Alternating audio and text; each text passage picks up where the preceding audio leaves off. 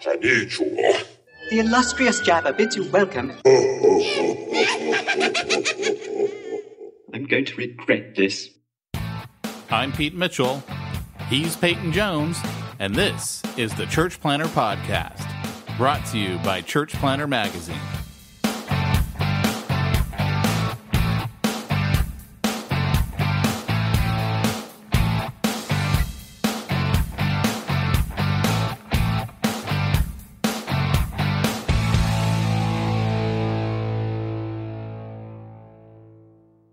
You know, when I have a large project at home, sometimes it makes sense to do it by myself. At other times, I actually save money in the long term and have a much better solution if I use an expert. It's really not that much different with church planting. Church planners who focus on building their core team and actually planting the church and partner with portability experts like Portable Church Industries hit the ground running. Yes, you may have to raise more funds up front, but let me tell you something. If I could go back in a time machine and do one thing different in all the churches that I planted, I would go back and have invested that money in Portable Church and all of the super cool kit that they give you to make the volunteers and their lives much, much easier. Trust me, your volunteers will feel invested in, and they're going to give you more of what they got. And that time where people are setting up is going to be a time where it sets the atmosphere for you to thrive. If you're thinking about launching in the next 6 to 36 months, we encourage you to check them out at portablechurch.com. Did you just have a moment during that commercial where you were like, oh, if he had it to do all over again, I should listen to this? Because you did that. You did that little hum. Right after you go, if I had it to do all over again, and you're all, like you were listening to your own commercial. I was actually the entire time wanting to go, ooh, ah. I wanted to like react to the commercial. It's been a while since we've been here. It's been a while. Yeah, people don't understand that we've gone through 3 weeks of not chatting, nothing. It's weird because I've been on vacation. That it means and including vacation from Pete Mitchell. Which everyone needs to take a break. I tell my wife that all the time. You got to take a break. Even from lovers need a holiday. I don't know what Go you're Peter talking Cetera, about. Chicago. Do you hear that pop? I got a new mic. Pop, pop, pop. Oh yeah, you like need Joey. You need to bring your spit guard back. I will. You're I will. popping Yeah. peas. You know what? That's on my old mic. My old mic seems old, but I just broke my radial arm first time using this, so that sucks. Well, sometimes you just got to let the mic know who's boss. Well, welcome everyone to Church Planter Podcast. I forgot we hadn't even introduced. I'm your co-host, Pete Mitchell, along with Peyton Jones. Say hi, Peyton. Yeah, Church Planting Ninja, a.k.a. author extraordinaire. Hey, Just which, by the way, I was conversing with my buddy Wayne, who you know, and he said, I always think of Peyton as Reverend Ninja. Yeah, right on, man. That is as it should be. So right there. I'm just saying, you're known as Reverend Ninja.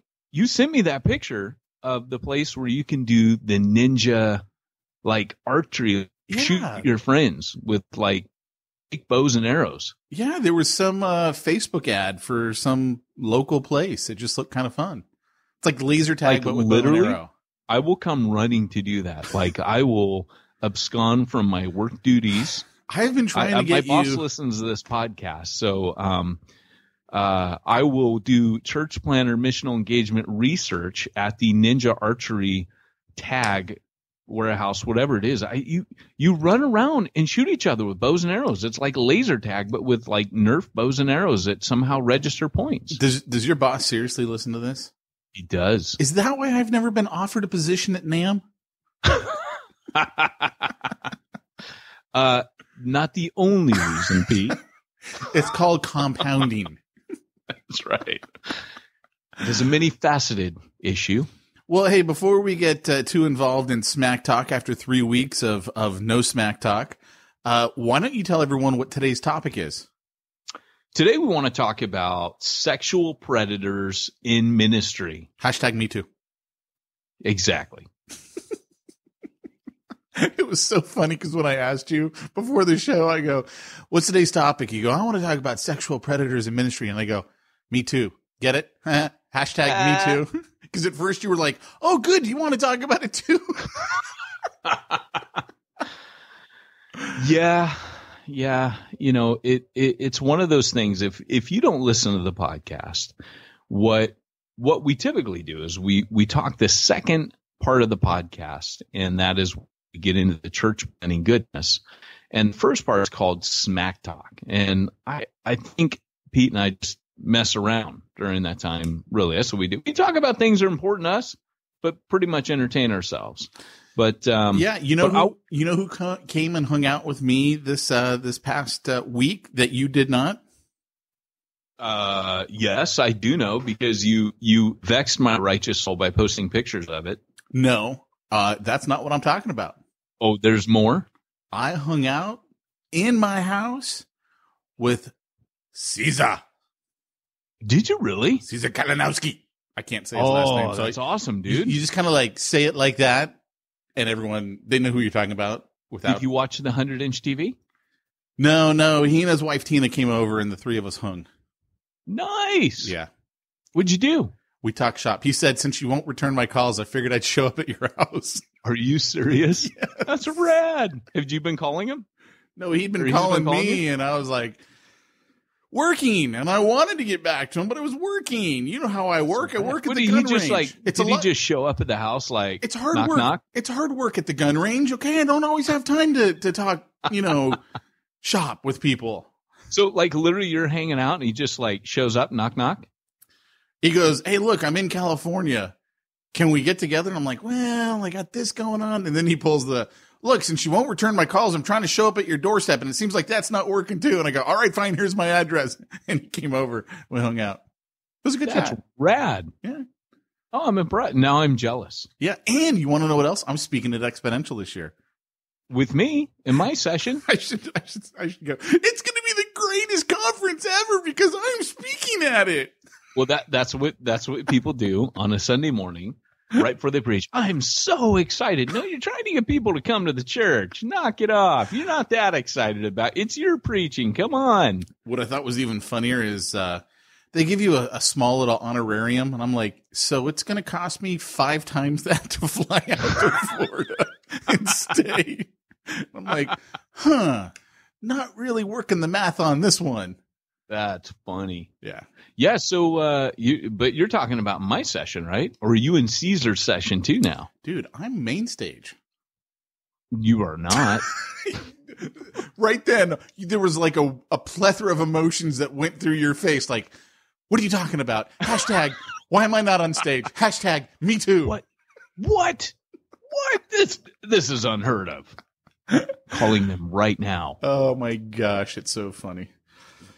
Yeah, so that'll be cool. I have to tell you about a funny little conversation that I had. I can't tell you the whole conversation, at least not on the podcast.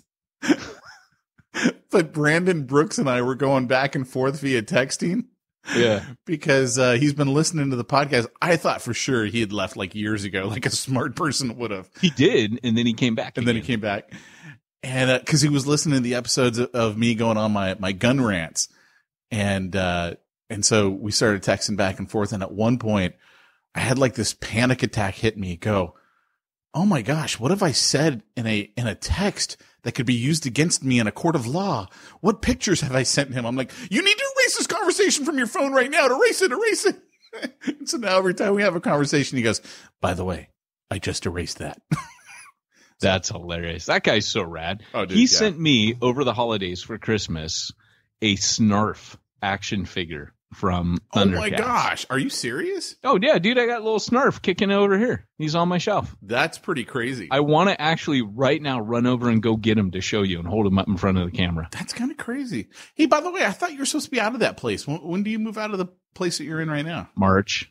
Oh, so you still have a couple more months to go. Yeah. You still got some spare bedrooms? I don't have any spare I'm hoping my house is done by then. or you might be staying longer, is what you're saying.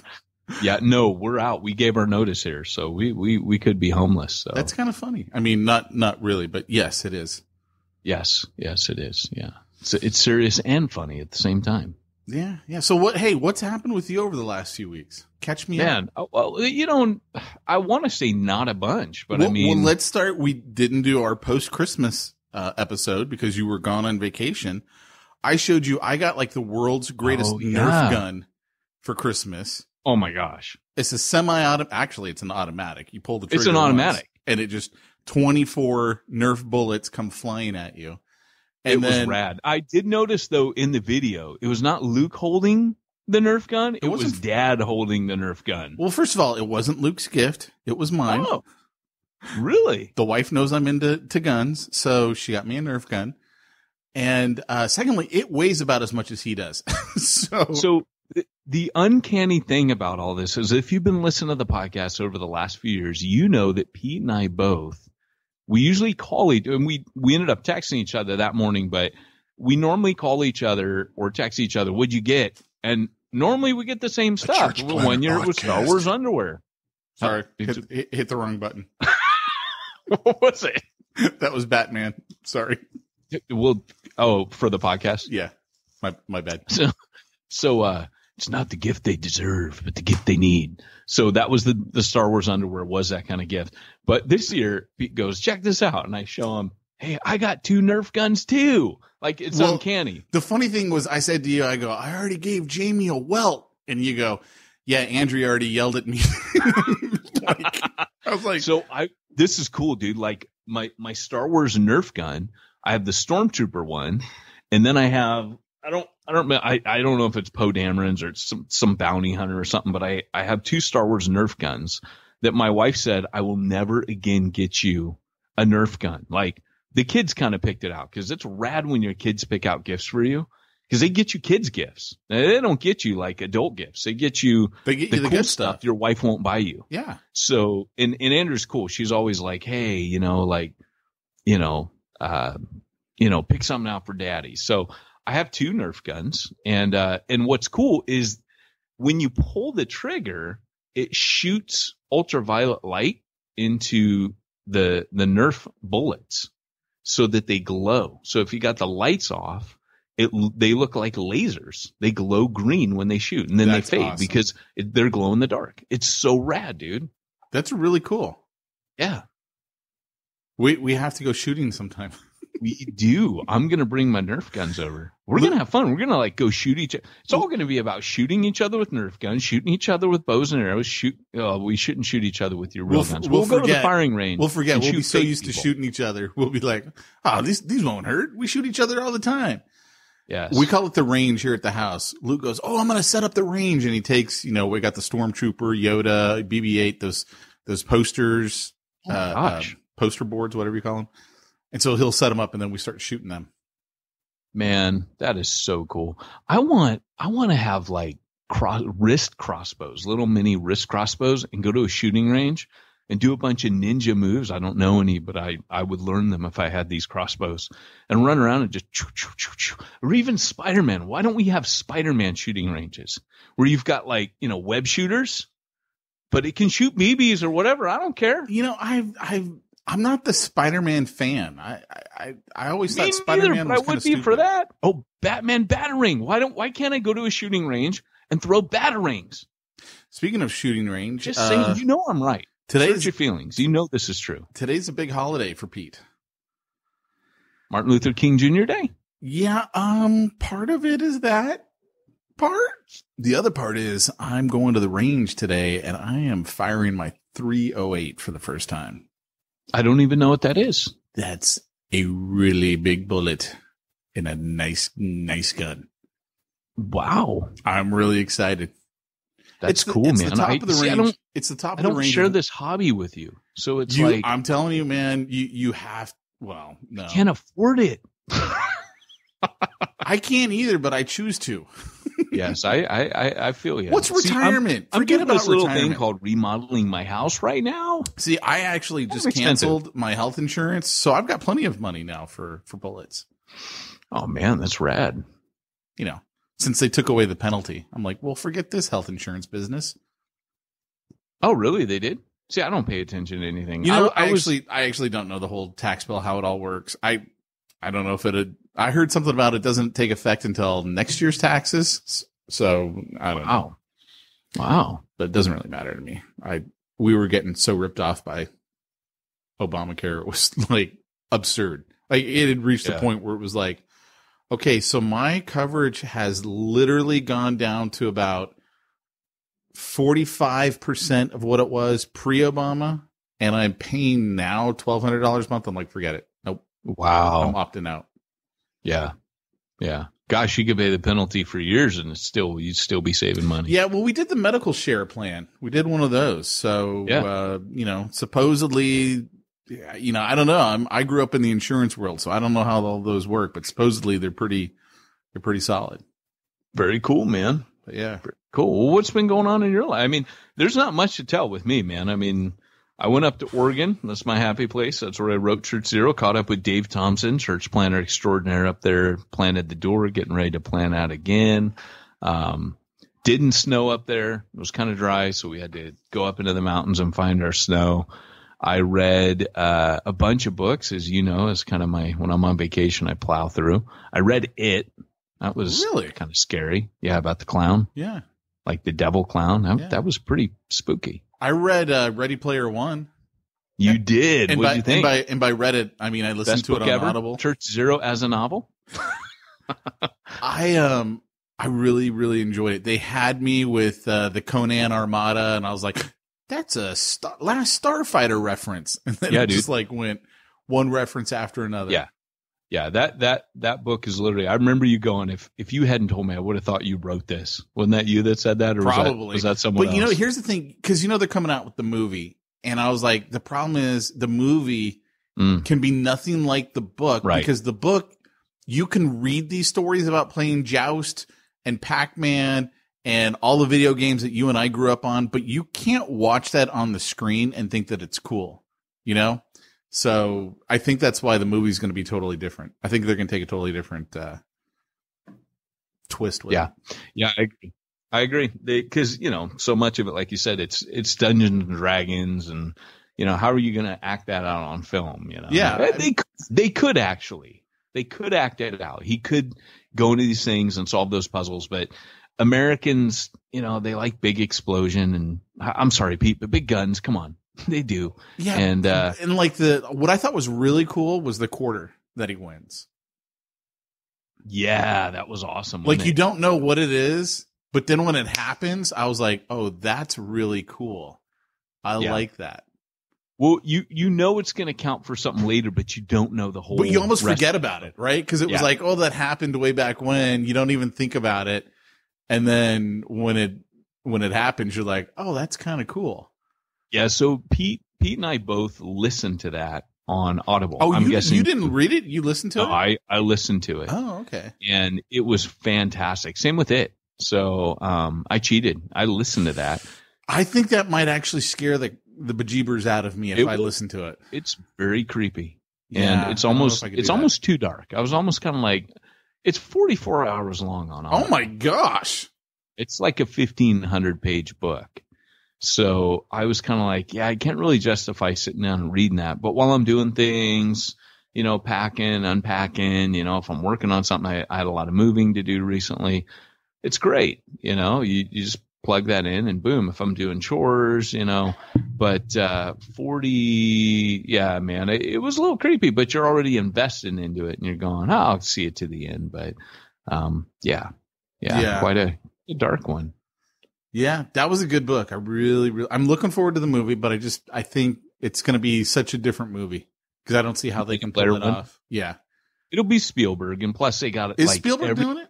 Yeah, he's doing it, and they've got everything, including Overwatch, which is a new, kind of team-based shooter, first-person shooter. That's on there. Iron Giant, Knight Rider, all that stuff's in there. Yeah, because he drives Knight Rider around, doesn't he? It's the DeLorean with a Knight Rider red flashing light, and that's right. Yeah. I remember something about that. So I mean, it's basically like what we would do if you could create your own universe. That's what it looked like for us. Yeah. I might ride the Stay Puft Marshmallow Man around, put a little bit in his mouth and ride him like my personal giant, shoot marshmallow at people. That'd That's be actually kind of cool. Yeah. I like that. He'd be like my dragon. Mi dragon is muy rapido and Nice. sticky. Dude, that's what I should get as a bumper sticker and just put it on the back of my car. I still have people because we still got people starting back from like the first episode coming through, and I'll get people contact me and they'll make those jokes, like that are like, hey, I'm on the podcast. I'm up to such and such mi dragon is muy rapido. That's like old throwbacks to. Dude, what I think is hilarious is that they always reach out to you. No one reaches out to me. It's funny. That is kind of funny considering that you're like the producer and the publisher. Yeah, but see, I'm not the reason why they actually listen. Like, they listen for church planting goodness. I'm just there to tickle their ears.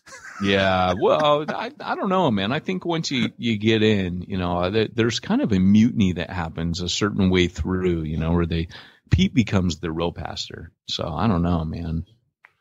They see the light eventually. Yeah. Well, we should probably get into our topic. Why don't you tell them all again what today's topic is? So today's topic is sexual predators within the church, and this has recently become a big issue. And I want to start at the outset of this, kind of saying that this is not in any way an attempt or an attack on any individual. I want to say that at the outset. In fact, I'm not going to go into the specifics of it. I don't want to bring up any names or events or what it is, but Peyton recently in the Jones.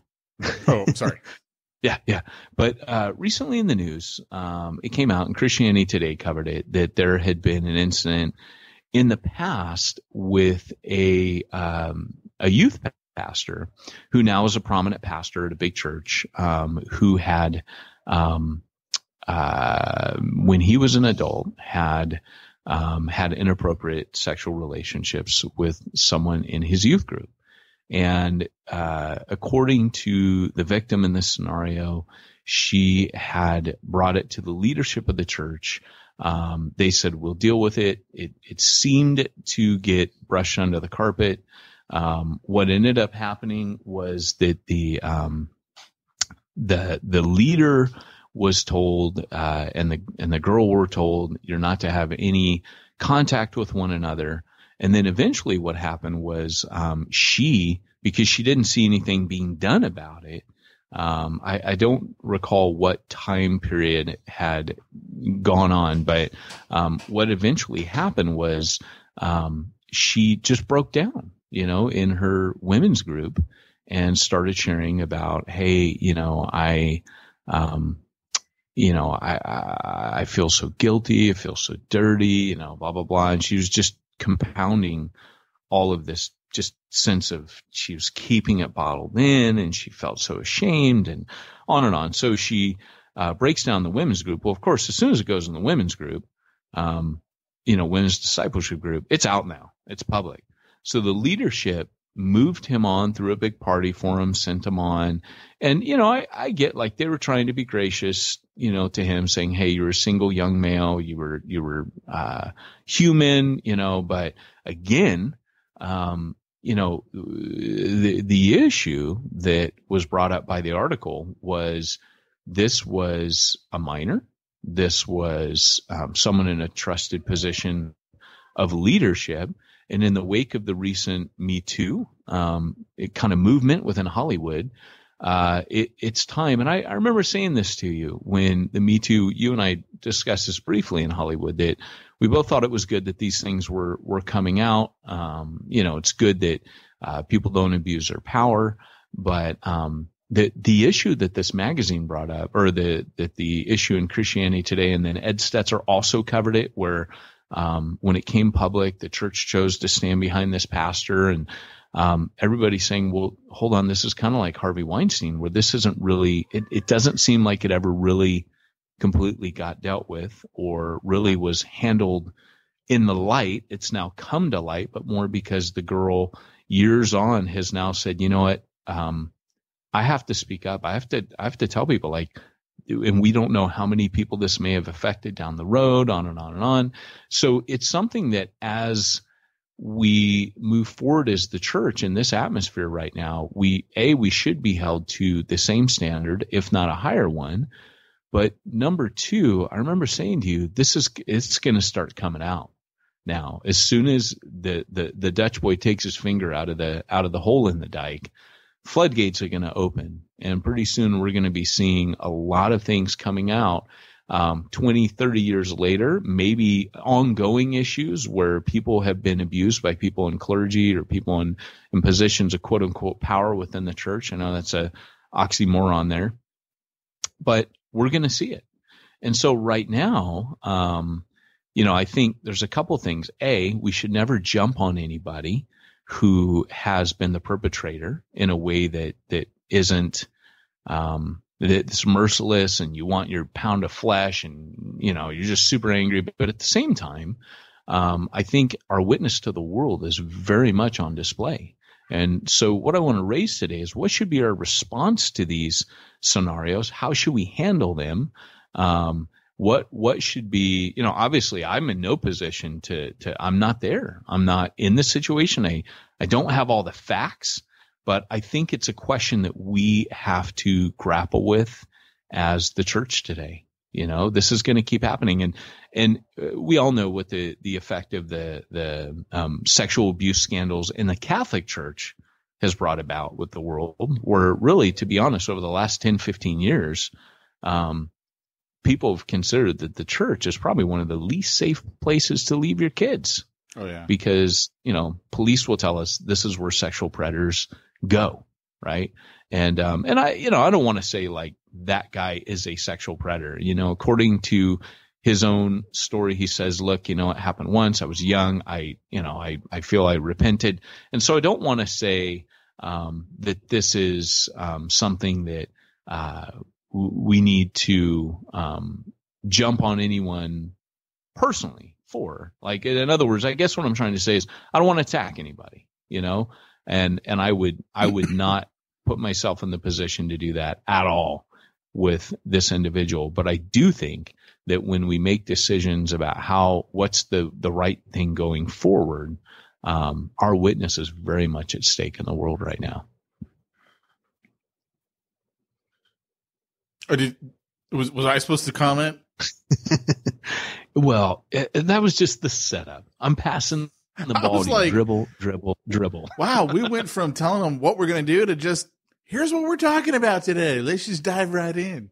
Oh, is that what we did? I thought you said we were into it. Clearly, that's what you did. I mean, I don't know what else to say.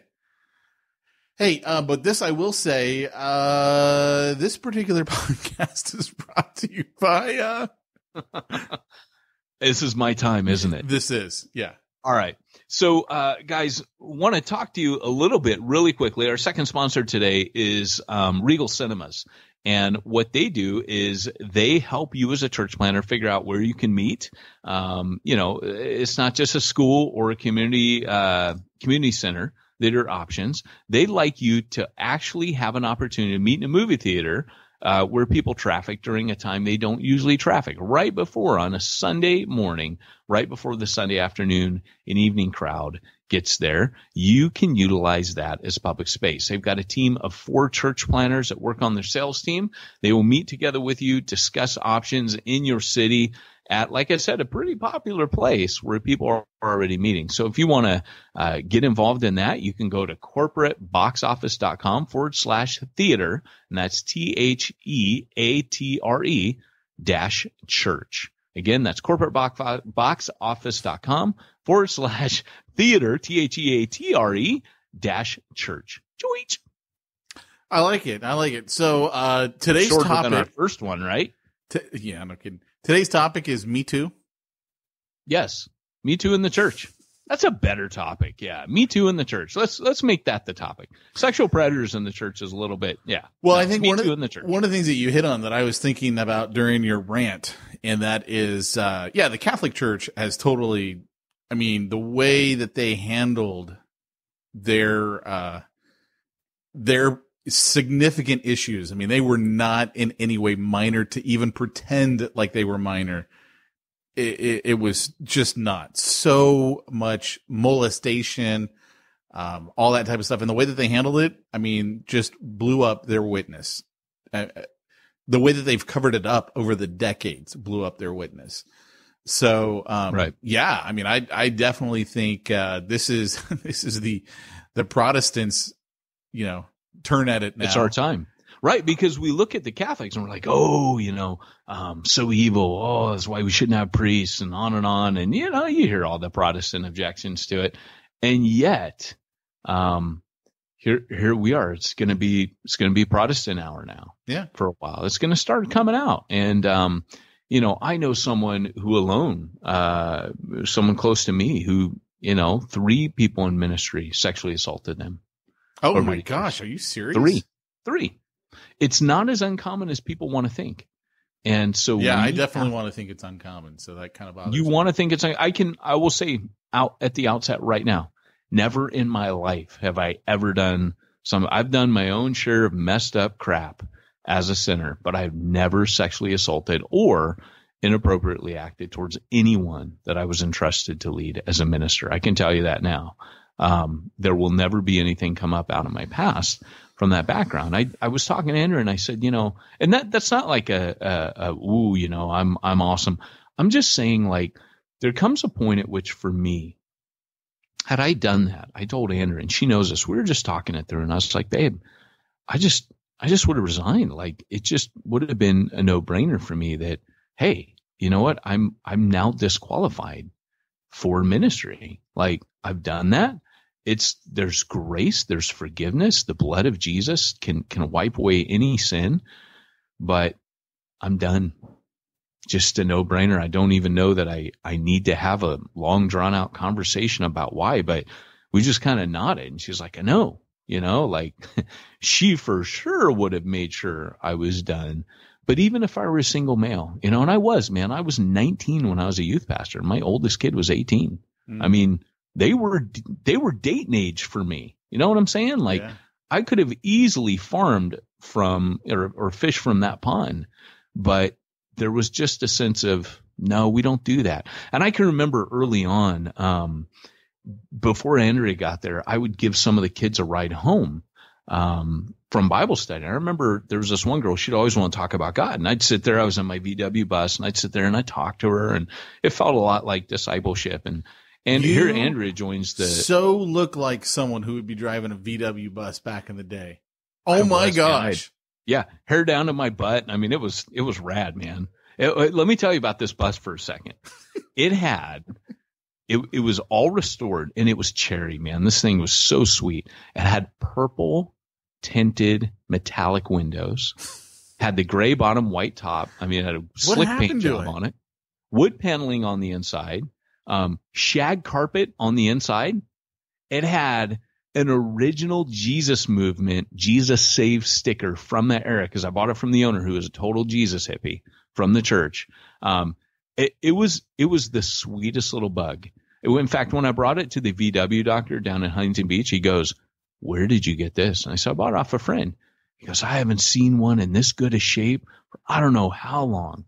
And one day I was changing the oil, and my neighbor on the other side of the track, he took grandpa's, he was a minor, he took grandpa's car, he was like 12, 13 years old, for a joyride, whistled at a girl across the street. And you know how, like, when you turn your head this way, you turn the steering wheel that way? He went straight into my car. Now, I had just been under it like minutes before, and I was leaving the pan under to drip the oil into the pan. And I'm sitting in front of my TV, and I'm eating my sandwich, watching Sally Jesse Raphael or whatever it was. And I hear this bang, and I run outside, and there's this huge dust cloud, and my car is 2 houses down. Picked up my neighbor's car. He was going fast, dude. And he had an old Plymouth. It was like an big old Plymouth or Chrysler or something, wham, just took that thing up. And of course the engine's in the back, right where he impacted. And it was totaled. It was gone. So I cried. The guy I bought it from cried. And it was a sad day. Yeah, so no kidding. That makes me cry. But anyways, going back to the story, my wife would be like, "Hey, you're taking so-and-so home and having talks with him in the car?" She's like, "You can't do that anymore." And I'm like, "Why?" Like I was innocent, man. I never even, this stuff didn't even cross my mind. And Hendrik goes, "Hun, these little girls are going to get major crushes on you. And they probably already, I'm just telling you right now, they probably already have crushes on you. You need to stop." And I was like, okay, and almost everything through our dating and marriage and relationship, Andrew would tell me, "Hey, dummy, you're doing this. You can't do that." So-and-so women giving you gifts as a pastor. She's like, "How'd you feel if some guy started giving me flowers or giving me gifts?" I'm like, "Oh, now that you put it in that light, I just thought they were like, 'Hey, Pastor Appreciation Day.'" She's like, "No, you can take any gift you want from men, but from women, hun, it's kind of weird." And I'm what like, are you supposed to do then when a woman gives you a gift? Ooh, whole nother topic. But give me the 5-second version of it. No, I make an announcement. I made an announcement from Refuge Language. "Hey, guys, I don't accept gifts as your pastor. I appreciate it. Just don't accept gifts." That's just, I just make it a rule. And someone gave me a gift, and I remember it was really awkward, and I accepted it graciously. But you know what I did? I went right back up there on Sunday, and I made that announcement again. Did you? I didn't smack him in the face, but it is weird. It's very weird. Interesting. So, yeah. But anyways, see, I never talked to anyone, so I'm in no danger of getting any gifts. But this is the thing. This is where I'm coming from with this. I think one of the things, and again, I want to keep emphasizing, I don't know where the individual, the person who perpetrated this, I don't know where they're at. I can't pretend to. I think a lot of times you read the articles and you're super mad and you're angry and you want your pound of flesh. And, for me, I'm very slow to speak, but then I feel like, okay, I need to help others navigate through this, because this is a minefield in many ways.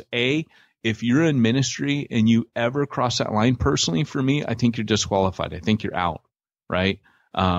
You need to be of good reputation, but more importantly, you need to have the right character there. And that's why Paul lays it down that you got to be the husband of one wife. What that means is faithful to one woman. If you're not faithful to one woman, Paul raises all these things. How are you going to be faithful to the body? Everything he puts there, you could apply it back to the body, which Paul does in a blanket statement at the end. For if he can't lead himself in his own household, well, how will he lead the body of Christ? So these things can disqualify you. And, you can say, well, would I be disqualified forever? I think it's on a case-by-case basis. And I don't want to rule judgment on this particular guy. I can say what my own personal standard would be. And then what I can say as well is what's always worse than anything, including in this situation, what's always worse than the actual crime is the cover up. Because even the victim herself, she understood what happened. She understood in the article what happened. In fact, she points out that she was consensual in it. It wasn't like she got raped. She thought, oh, he likes me. He's attracted to me. Maybe I'm the one for him. But then it was the cover up afterwards.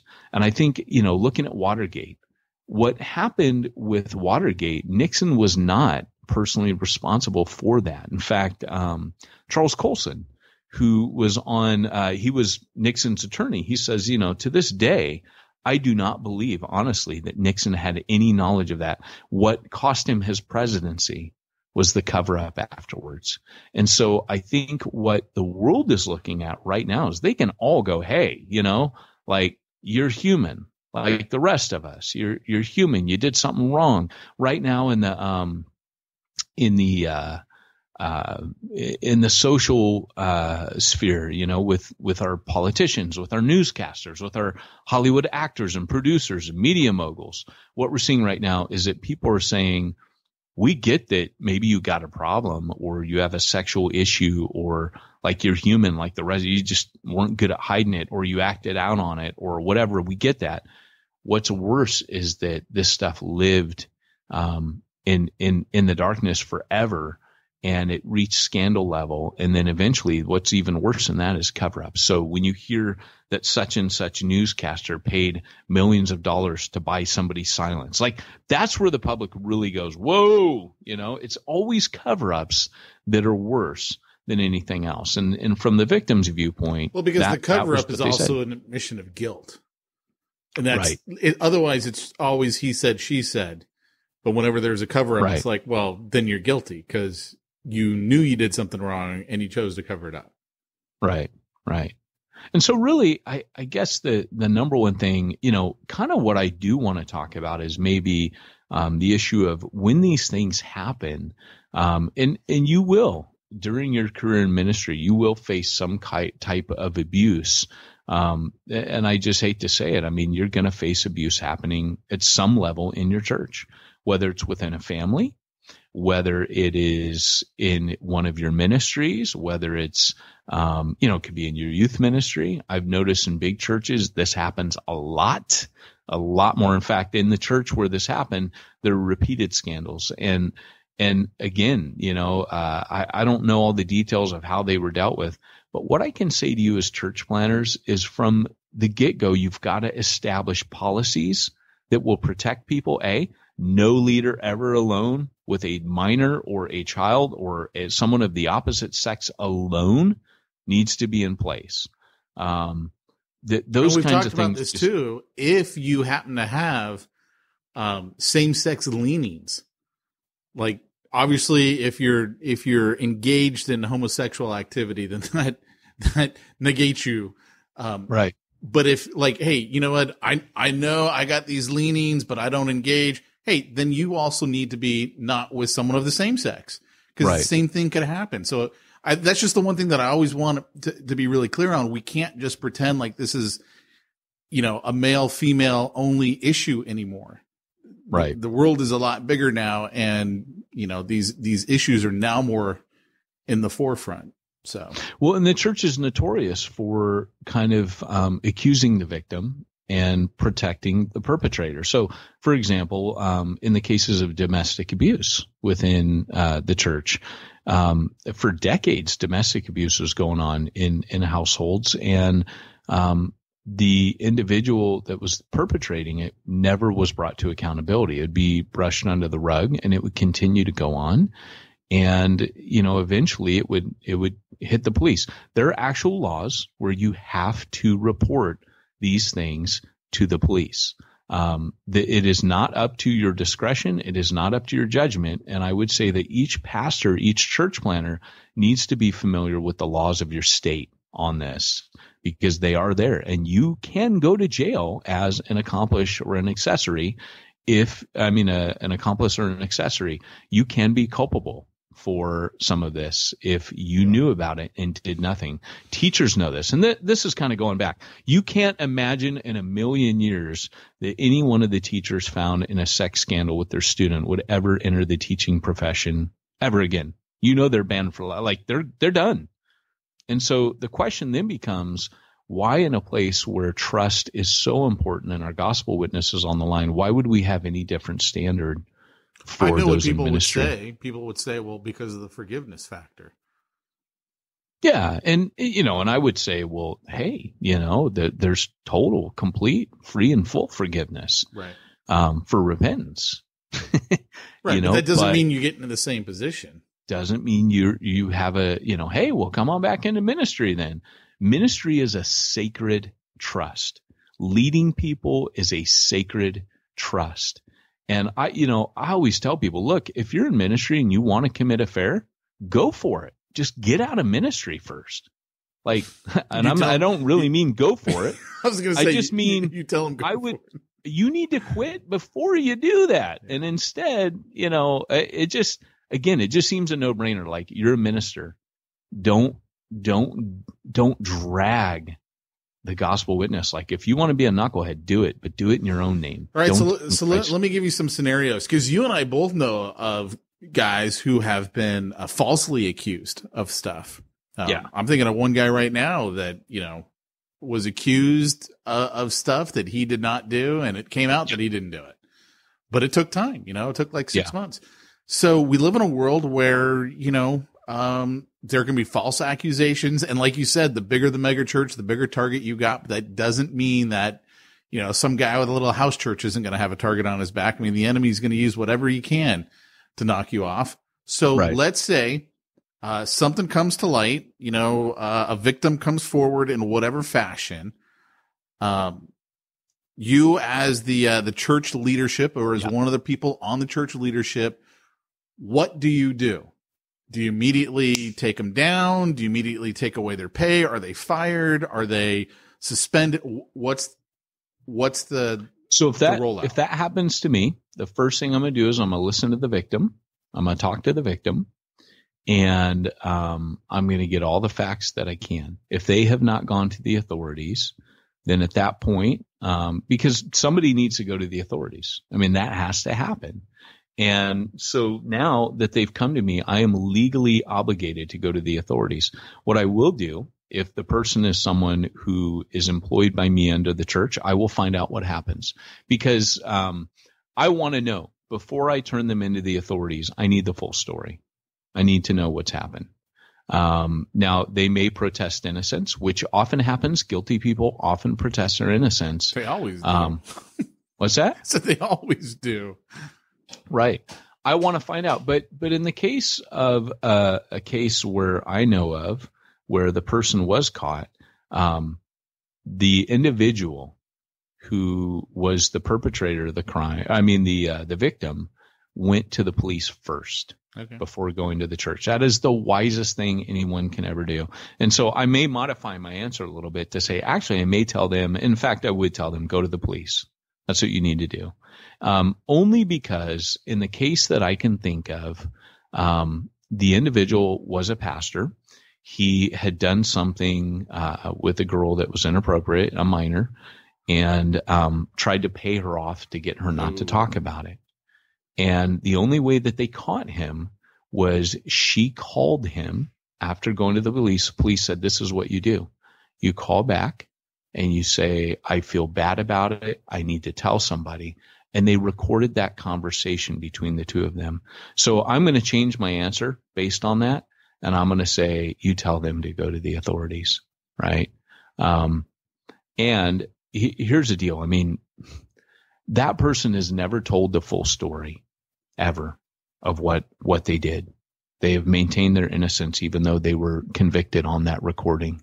They've never told the whole story. They maintain their innocence all the way through the process, which is terrible. I mean, terrible. No, I'm because I know the case that you're talking about. And to me, I always thought that was ridiculous. I'm like, dude, you're on tape.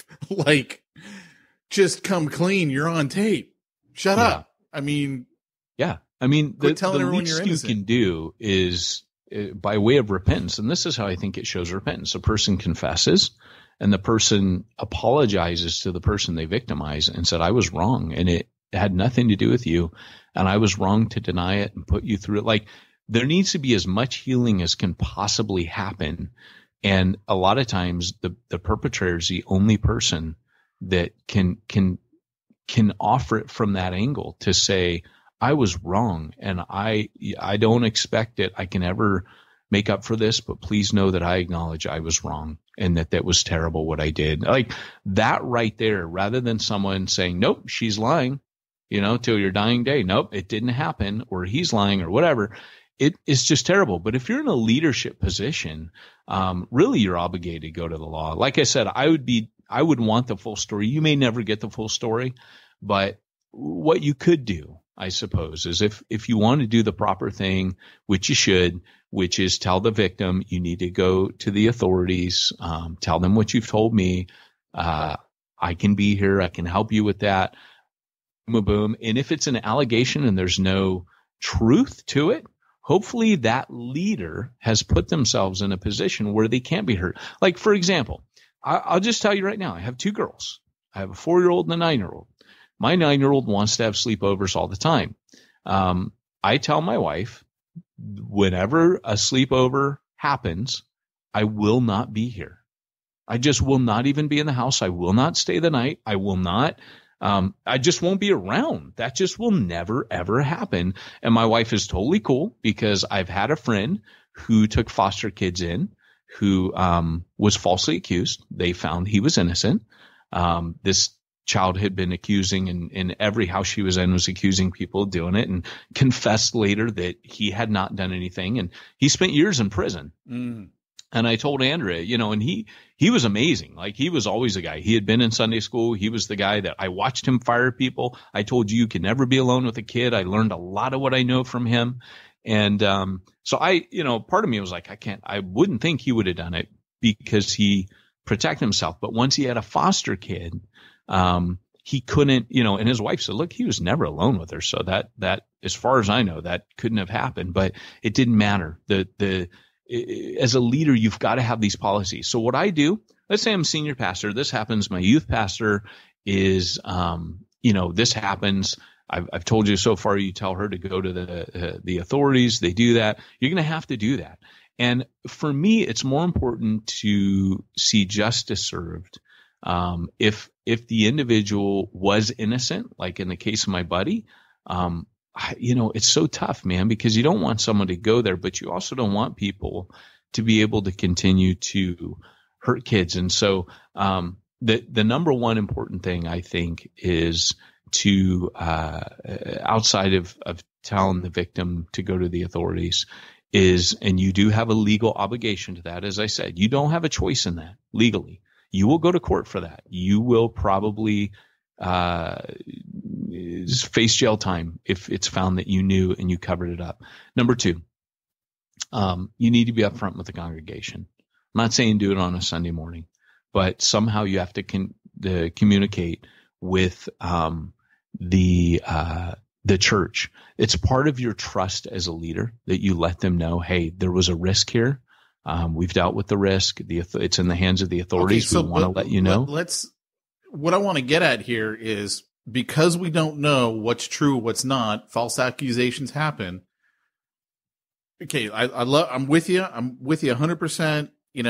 I would say right then there in the office, hey, we're going to call the police right now. We're going to have them come and take a full statement. You can do it at your house you want, but this is what I legally got to do. Since you're here and you haven't already called the police, let's just go ahead and call them, and we'll go from here. Do you then say to that person, hey, you know what? This has come up, this accusation. My gut feeling, I'll just tell you, my gut feeling is, we immediately got to put you on leave or something, however you want to call it, until this situation has been thoroughly looked in. But at the same time, for me, I don't feel right in essentially firing someone, taking away their livelihood when we don't know, is this real or not? I'd be like, look, we got to put you on leave, can do, but we're going to continue to pay you because we don't know if this is real or not. It's not cool for you and your family if all of a sudden you lose everything. But you bring up an amazing point, and that is, for example, we forget that the victim often is the wife and kids of the leader who's perpetrated this. That not only are they devastated and their world's turned upside down, but often what we do is we then strip the leader of his livelihood and we put his entire family in jeopardy. And so for me personally, I think that church should be, as we know, true religion is to take care of the widow and orphan. I believe that we should carry that family. They're victims as well. It's not their fault that this has happened. And so I think during that time, hey, daddy's going to prison. You need to look after that family and don't cut them off. Don't further victimize them by taking their livelihood so that they can't pay their bills. I've watched it happen. I've seen it happen not only in those situations. I've also watched it when a leader dies, that the church says, well, time to get a new leader. And suddenly she's poor. I remember seeing, I won't go into it, but I've seen people nearly crack under that kind of strain. Yeah. Yeah. Yeah. This is such a heartbreaking topic, and I wish. Yeah. My whole thought on the whole thing was just is that you got to take care of things legally. You got to take care of things within the church, immediately put them on leave. But hey, we're not cutting your pay until we find out what's really going on here. If we need to fire you, we'll fire you. But, we're not going to take away your livelihood until we know what's what. And then, we got to go to the church. We got to let the whole church know this is what's going on. And I think if you've got that kind of, hey, guys, here's how we handle things in our church. This has come up. We don't know if this is true or not. First thing we do is we immediately call the police. And we give the police a complete report. We don't sweep anything like this under the carpet. We immediately put, Joe Bob on leave. We also don't take away Joe Bob's pay because the reality is we have no idea if this is true or not. And we're not going to just automatically assume guilt. We're going to find out. So Joe Bob is on paid leave right now. But if you want to know why is Joe Bob not here, that's why he's not here. And we have no idea. And we're going to find out. We're going to work with the authorities. We're going to let them take point on this. There's legal issues that need to be considered. When we know more, we'll share more with you. This is not something we mess around with in our church. If it comes out that it's totally innocent and this was false, we're going to let you know everything. We don't want to be accused of hiding anything. And I think you got to take that kind of, let's just be open about it all. Let's tell them all the different moving pieces that are going on. And, for me, I would be like, how much of this can I make public? Like, if we have conversations, the board meetings, can we record those and put them on our website for the members who want to see it?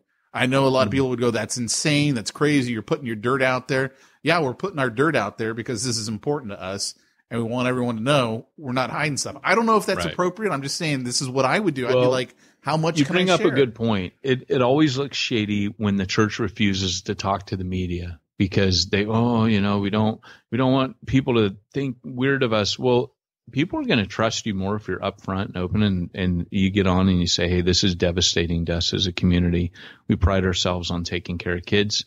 And then this is where it comes in, where it's really important. We had policies in place. We tried desperately to enforce those policies. Unfortunately, this individual found loopholes. We'll be closing those loopholes. Boom, boom, boom. Like you need to have policies. You need to reevaluate your policies. You need to shore up your policies. All these things are super important because at the end of the day, people are going to trust that openness. And so the importance of telling the church is really that, like, for example, my daughter goes to a school where literally, like, they will shut the gates and lock them in, man. Like, if something in the neighborhood is wrong, we got a bomb threat, they send us a text home. I get recorded messages, texts. I don't know if your school does this, but I get emails, and it's like this. It's almost overkill. Jamie, when she would, she worked for a thing called Child Guidance Center, and she'd go do her therapy in the different schools in our neighborhood. And she would get stuck at school because anytime there's any kind of threat in the neighborhood, they close it down. She's like, crap, I'm stuck here. Yeah, exactly. Leave. It's like a lockdown, but they also communicate, hey, parents, there's an individual in the area. He has a gun because where I'm at and probably where you're at, I'm at. I'm the guy with the guns. No, my kid, the city my kid is in, I mean, it's a good school, but I mean, there's some nastiness around that neighborhood. And so we'll get things a couple times a month, and they'll always tell us what the situation is. And when it first started happening, and it's really interesting, Pete, because under the current principle, we don't get them as much. But under the other one, we were told about every little thing. And I remember saying to my wife, they did not have to say that. They did not have to tell us that. But I tell you what, I feel 100% confident. Sure. My kid's in good hands. It built trust when they let us know every little thing, because our most precious thing is our kids. Like, there's nothing else I care about as much as my kids. If the church, if we cannot let people know that, look, we care about your kids more than we care about our church.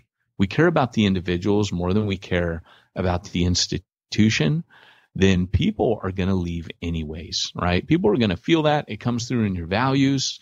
And you will be the kind of church that creates a lot of broken bodies and wounds and a trail of blood and shipwrecks behind your wake.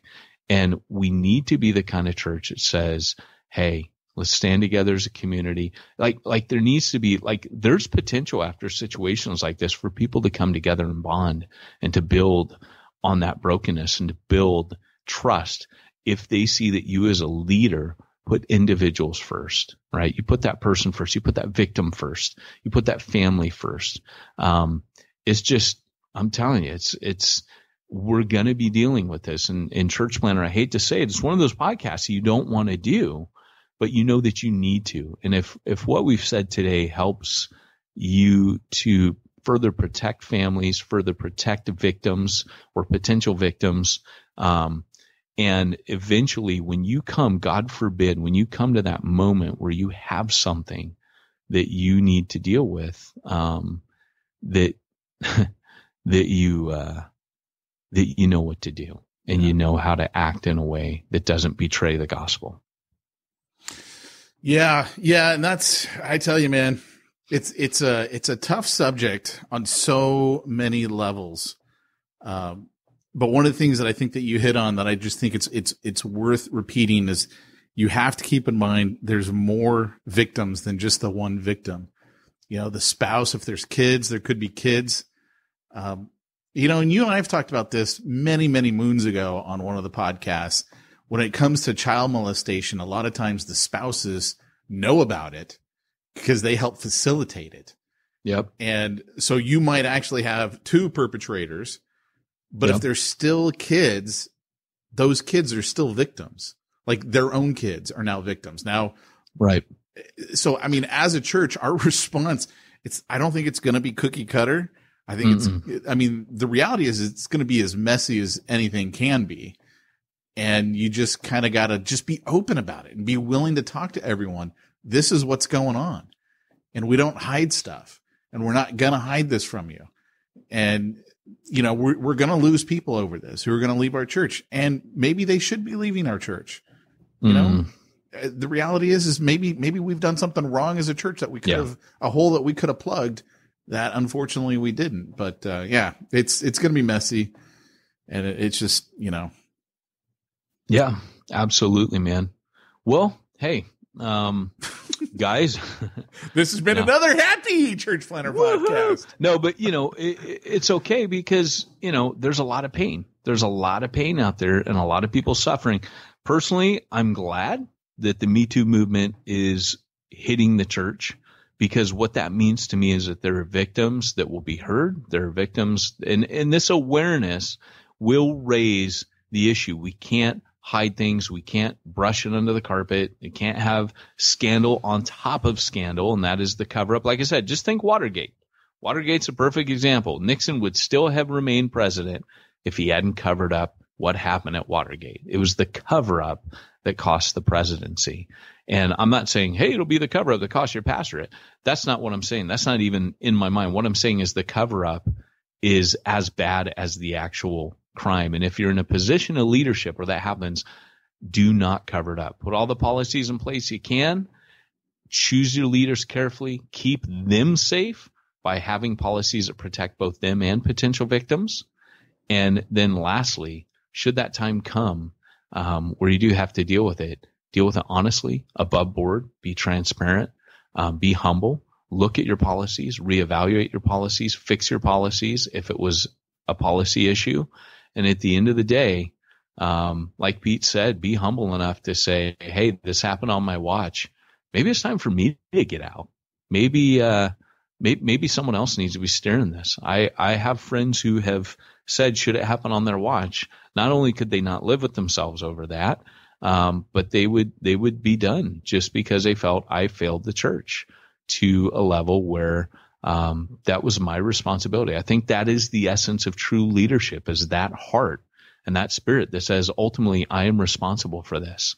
And if we don't feel that kind of burden, Paul said, daily I am burdened by all the churches. Those are churches that he planted. And he said, who sins? In the very next verse, he says, who sins and I don't inwardly burn? Paul felt this stuff very, very personally and very powerfully. And I think all true leaders do. I'm with you, man. And let me just give a quick little plug here for our final sponsor. Hi. I'm Scott Blair, church planner.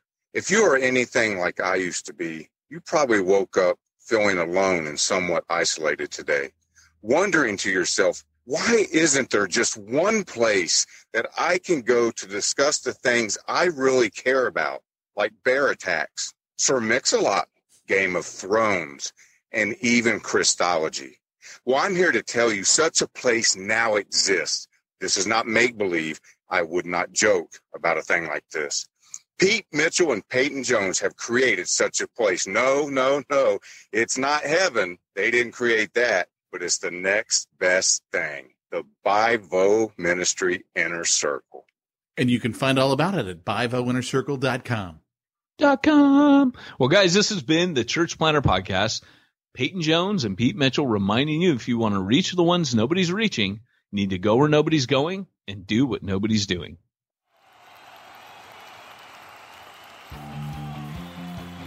Thanks for joining us for another weekly episode of the Church Planner Podcast with Pete Mitchell and Peyton Jones. We'd love to hear your comments on this episode of the Church Planner Podcast. Visit us online and let us know what you thought at churchplannerpodcast.com. If you subscribe to us via iTunes and have enjoyed the podcast, leave us a positive review. The more positive reviews we receive in iTunes, the more iTunes will promote us to other church planners who would benefit from this show.